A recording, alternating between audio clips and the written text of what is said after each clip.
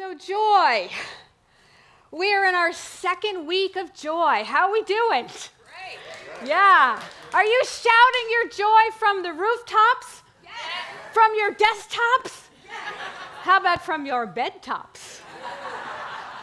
Hey, I was talking about getting a good night's sleep. Or maybe like me, you have been shouting your crap out loud.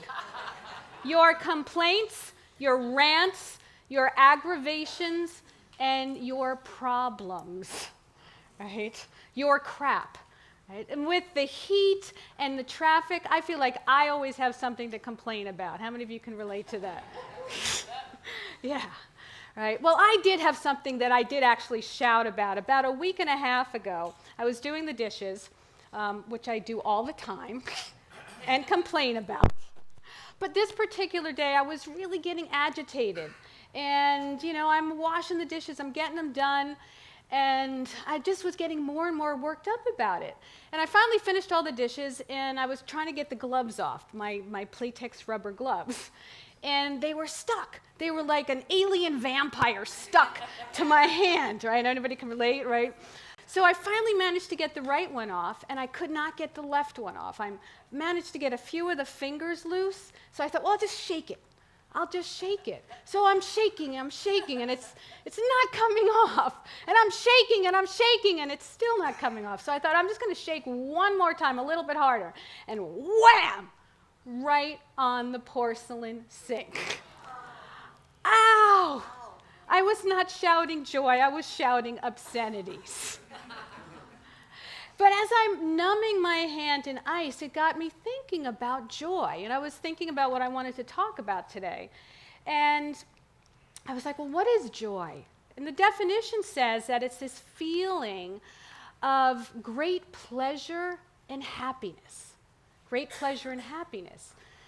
But I think that we actually confuse joy and happiness, right? Happiness is something that is derived from things outside of ourselves. As in, I'm so happy that my family is here with me today. Yay! Right. I'm so happy there's air conditioning. Yeah. And I am so happy I'm having a good hair day. Trust me, I ain't so happy when I don't. Right? Now, I know a lot of you can relate. Reverend James, wherever you are, I know that you can relate to that one too. Right? So happiness and joy. So happiness is something on the outside, but joy, I was just looking for our program, in your program, I thought I had it with me. In your program, we talk about this poem that Rumi says that joy, oh, it's okay, as long as you guys have it, pull out your programs, right? Joy is a river flowing through us, right? So it's a river moving in you. Ernest Holmes says that all that life is and has is fully given to you to enjoy. So the question becomes, can we truly bask in the joy of living if our lives are anything but? So how many of you have some things in your life that you're not happy about? Yeah. That are not pleasurable. Right? When I slammed my hand on the sink, that was not pleasurable, that was painful. And I know that a lot of us have stuff in our lives right now that are painful. But one of the things that I realized was that when I created that physical pain, it was really just a mask for the emotional pain, right? Emotions that I just didn't want to face. We all have stuff that's going on. So it's what we do here so affectionately called spiritual bypass, right? When we say it's all good, right? And I'm a minister. I did not want to admit that I was scared when my husband was diagnosed with colon cancer. And that I was worried about our finances and how we would pay for treatment. And the one fear that has literally kept me up at night, this whole week, is would I be able to fill Reverend James's shoes? I know I can't. And that's okay, because I happen to love the ones that I'm wearing.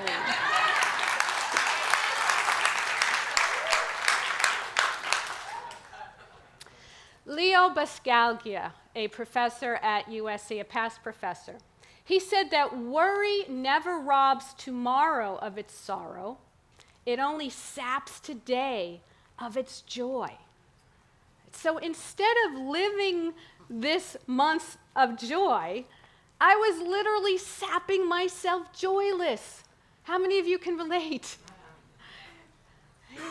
But even Ernest Holmes said it's hard to be happy when you're worried. And it's challenging to be hopeful when you're fearful. And I also believe sometimes that it seems irresponsible to enjoy your life when so many others are having such a hard time. Right? And there's literally a firestorm going on in our world right now. There are wildfires that are claiming people's homes. There's gunfire claiming people's lives. And don't get caught in the crossfire of all the negativity in social media, right, that is literally zapping us of joy. So what do we do instead of experiencing joy? We just commiserate about all the calamities, right? Or we wallow in our worry. Or we just suffer in silence, just trying to get through another day, living a joyless life, right? A joyless life. Robert Brault, who is a freelance writer, he said, enjoy the little things. For one day you'll look back and realize that they were the big things, right? They were the big things. And it really is the little things that make life so enjoyable. So today's reading, coincidentally, in the Science of Mind magazine. How many of you subscribe to the Science of Mind magazine? All right, it's a great, great book. So today's reading is Carpe Articulum, Seize the Moment. And I thought that is the perfect title for my talk, because it really is those little moments that make life enjoyable. It's those moments that if you blink, they're gone. Right? Those moments that only come once. They're here, they're now. And those moments when looking back really created those joyful moments. So I want to share with you some of my joyful moments. So if we could. So this first one looks like just your average sunset. Right? This was a moment that almost didn't happen. And I absolutely love this picture. My husband and I were in Anna Marie Island, and we went specifically to a restaurant because it's known for its sunsets. But when we got there, all of the outside tables were taken. I was like, oh. So they said we could sit at the bar, and at first I was like, I don't want to sit at the bar. I felt like a little baby. I came here to see the sunset outside. But there was a little window that you could actually see through at the bar. And it was getting closer and closer to sunset. And all of a sudden we heard this like round of applause coming from outside. And we asked the bartender, what are they applauding for? And he said, the sunset. They applaud every time. So I grabbed my phone and I ran outside and I managed to catch that just as it was going down. And so when I look at that, it's like, oh, that was a moment I almost missed, right? So let's look at the next one. This is also very joyful.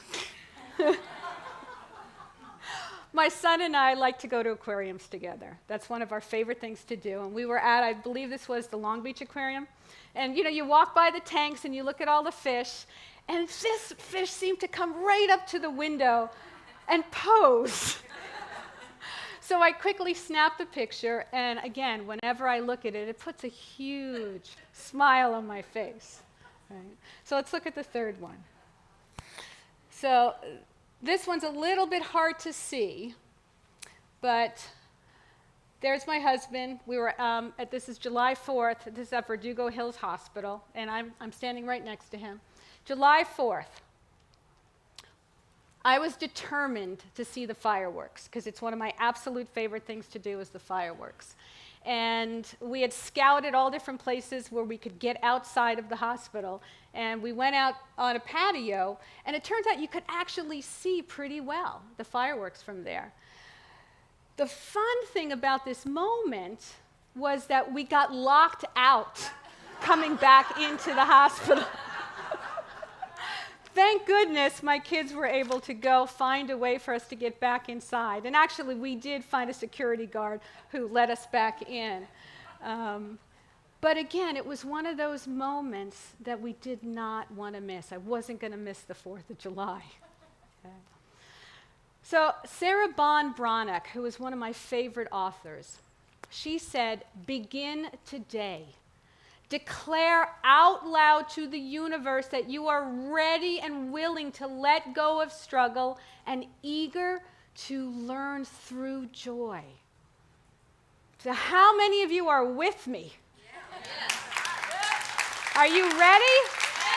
All right. So say with me, I let go of struggle in my life. And I'm going to borrow some lyrics from the song that Nora and Del sang. I release any fear that blocks my way. I release any fear that blocks my way, and I surrender to my greatest and highest good.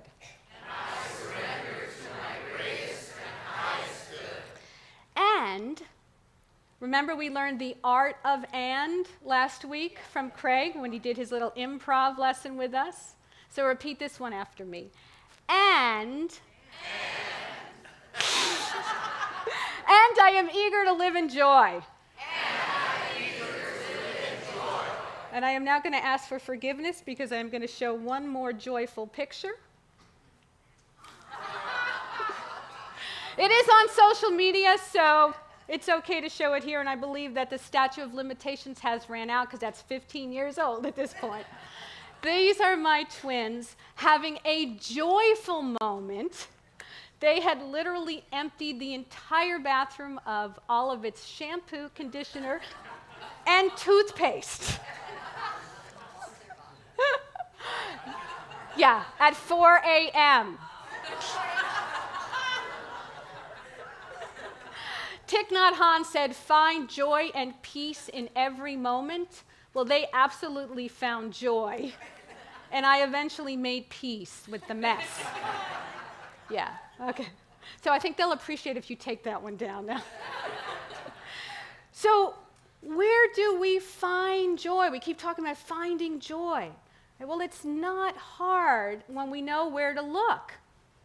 When we remember who we are. Right? We are individual expressions of God. And as such, we are joy. We are love. We are peace. We are goodness. Joy is indwelling in us. So we can never be without joy. But we can be without awareness.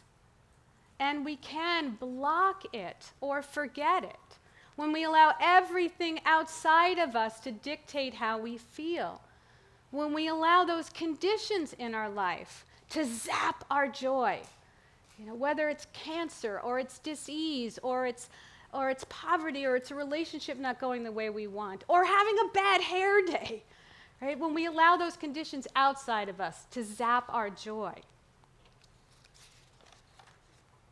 So we must Carpe Articulum.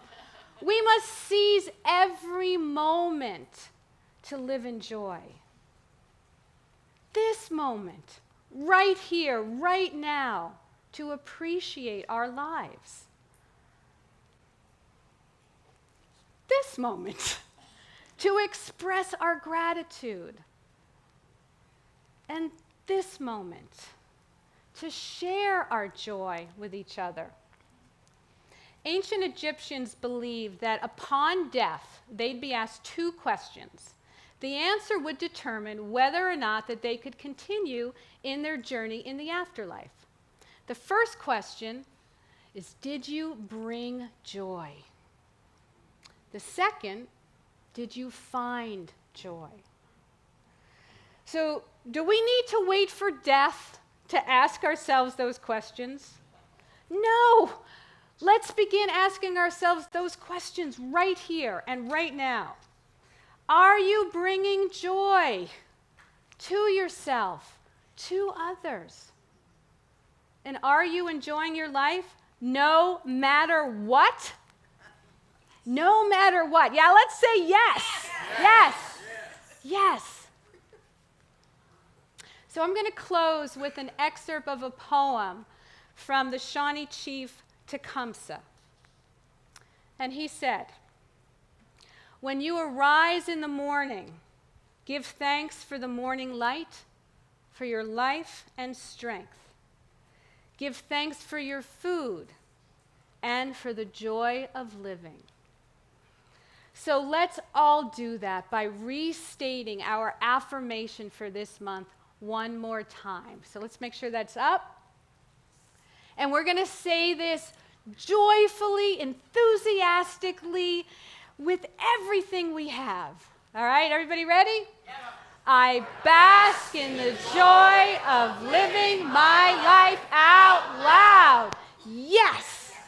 Namaste.